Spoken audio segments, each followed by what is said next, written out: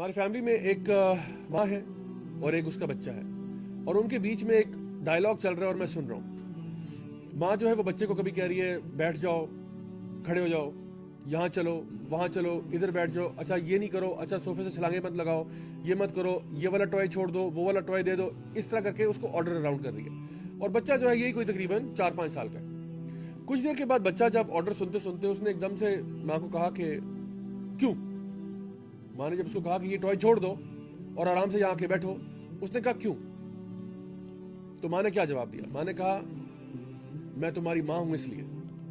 آپ نے بھی سنا ہوگا اکثر ہماری مائیں یہ کہہ دیتی ہیں کہ جب ہم ان سے پوچھتے ہیں کہ وائی، تو کہتی ہیں because I am your mom, that's why. ماں باپ کا بچے کے ساتھ اگر یہ رشتہ ہے تو سوچیے کہ بندے کا اللہ سے کیا رشتہ ہے، کیونکہ ماں باپ نے بچے کا خیال رکھا، اس کو پال پوس کے بڑا کیا، لیکن انہوں نے بچے کو اپنے ہاتھوں سے ڈیزائن نہیں کیا، انہوں نے بچے کو وہ سب کچھ عطا نہیں کیا جو کہ اللہ نے اس کو عطا کیا۔ اللہ اصل میں وہ ہے جس نے انسان کو تخلیق کیا، اس کو پیدا کیا، اس کے لیے نرشمنٹ کا انتظام کیا، بندوبست کیا، اس کو عقل دی، سمجھ دی، وہ ساری کوالٹیز اور سارے ایٹریبیوٹس دیے جو اس انسان میں ہیں۔ تو سوچئے کہ پھر اگر بچہ ماں باپ کے ساتھ یہ رشتہ رکھتا ہے کہ وہ جانتا ہے کہ اگر ماں باپ کو حکم دے تو اس کو ماننا چاہیے، تو بندے کے لیے کتنا ضروری ہے کہ جب اللہ کوئی اس کو حکم دے تو وہ حکم کو مانا کرے۔ اچھا، یہ جو اللہ تعالیٰ کے احکامات ہیں نا، اصل میں اسلام کا مطلب یہ ہے کہ اللہ تعالیٰ کی اوبیڈینس میں آ جانا، to submit, to surrender yourself to the commands of اللہ سبحانہ وتعالیٰ، اپنے آپ کو اللہ تعالیٰ کے آگے سبمٹ کر دینا۔ جب اللہ کا حکم آتا ہے تو کہنا سمعنا و اطعنا، وی ہیئر اینڈ وی اوبے، اللہ کی بات ماننا۔ کیوں؟ کیونکہ ہم جانتے ہیں کہ اللہ نے ہمیں پیدا کیا، اللہ ہمارا خالق بھی ہے، مالک بھی ہے، رازق بھی ہے، اور اللہ ہم سے بہت بہتر جانتا ہے۔ اللہ العلیم بھی ہے، الحکیم بھی ہے، جو بھی فیصلے اللہ تعالیٰ کے ہیں وہ ہمارے حق میں بہتر ہیں۔ اللہ ہماری ماں سے زیادہ محبت کرتا ہے۔ اللہ تعالیٰ چاہتا ہے کہ انسان جنت میں چلا جائے، پتہ نہیں انسان چاہتا ہے کہ نہیں چاہتا۔ تو اللہ سبحانہ تعالیٰ نے انسان کو پیدا کیا اور اس کو کچھ احکامات دیے۔ اب ایشو یہ ہے کہ یہ جو احکامات ہیں، کبھی کبھار ایسا ہوتا ہے کہ ہماری سمجھ میں آ جاتے ہیں اور کبھی کبھار ایسا ہوتا ہے کہ ہماری سمجھ میں نہیں آتے، لیکن کرنا ہم نے پھر بھی وہی ہے جو اللہ کا حکم ہے۔ اللہ تعالیٰ کا دین ایسا ہے کہ جب آپ نے اسلام میں داخلہ لے لیا، اب آپ سمعنا و اطعنا کرتے ہیں۔ دیکھیں، جس طرح میں نے بھی آپ کو تھوڑی دیر پہلے مثال دی تھی کہ جس طرح ایک بندہ یونیورسٹی میں داخلہ لیتا ہے، اب یونیورسٹی سے باہر آپ نے جو مرضی کپڑے پہننے، آپ نکر پہن کے گھومنا چاہتے ہیں، آپ گھومیں، یونیورسٹی والے کچھ نہیں کہیں گے آپ کو۔ لیکن جب آپ نے داخلہ لے ہی لیا ہے تو اب آپ کو یونیورسٹی کے اصولوں کو ماننا پڑے گا۔ اگر یونیورسٹی میں یونیفارم ہے تو آپ کو پہننا پڑے گا۔ اب آپ کہیں جی کیوں یونیفارم کیوں؟ ہو سکتا ہے وہ آپ کو جواب دے دے کہ جی اس لیے، ہو سکتا ہے وہ جواب نہ دے، بہرحال جواب ملے یا نہ ملے، یونیفارم پھر بھی آپ نے پہننا ہے۔ اسی طرح سے جب آپ یونیورسٹی سے باہر تھے، آپ صبح 11 بجے اٹھے بھی تو بھی کوئی مسئلہ نہیں ہے، آپ 12 بجے اٹھنا چاہتے ہیں، نو پرابلم۔ لیکن جب آپ نے یونیورسٹی میں داخلہ لے لیا ہے تو آپ کی پہلی کلاس 8:30 بجے ہے۔ اب آپ کو 8:30 بجے سے پہلے یونیورسٹی میں ہونا چاہیے۔ اب آپ پوچھیں بھائی کیوں مجھے 8:30 بجے ہونا چاہیے؟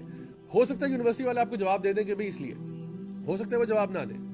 جواب دیں یا نہ دیں، آپ نے پھر بھی 8:30 بجے آنا۔ اسلام بھی ایسا ہی ہے، آپ اسلام سے باہر ہیں، لا اکراہ فی الدین، there is no compulsion in religion. آپ اسلام سے باہر ہیں، کوئی آپ کو جبرن اسلام میں داخل نہیں کر سکتا۔ نہ وہ جو جبرن لے کے آ رہا ہے اس کو فائدہ ہو رہا ہے آپ کو جبرن لے کے آنے میں، اور نہ آپ کو فائدہ ہو رہا ہے، کیونکہ آپ دل سے تو مانتے ہی نہیں ہے بات کو۔ ایک بندہ جبرن مسلمان ہوتا ہے، اس کو کیا فائدہ ہو رہا ہے؟ وہ اندر سے تو مسلمان نہیں ہے، وہ اوپر سے ٹھیک ہے وہ بیچارہ مجبوری میں اس نے قبول کر لیا کیونکہ آپ نے اس کو گن پوائنٹ پہ اسلام قبول کروایا، تو یہ تو اسلام نہیں کہتا۔ لا اکراہ فی الدین، there is no compulsion in religion, because truth stands clear from falsehood. But once you have accepted Islam, once you have said ashhadu an la ilaha illallah wa ashhadu anna muhammadan abduhu wa rasuluh، جب آپ نے یہ جملہ بول دیا، یہ اقرار کر دیا کہ میں مانتا ہوں کہ اللہ ایک ہے، وحدہ لا شریک ہے، میں مانتا ہوں کہ نبی کریم صلی اللہ علیہ وسلم اللہ کے آخری نبی اور رسول ہیں، تو پھر آپ کو اللہ اور رسول کی اطاعت کرنی ہوگی۔ اب آپ یہ نہیں کہہ سکتے کہ نہیں I am a Muslim but don't judge me and don't، you can't say that now۔ The thing is now you have taken admission، آپ داخلہ لے چکے ہیں۔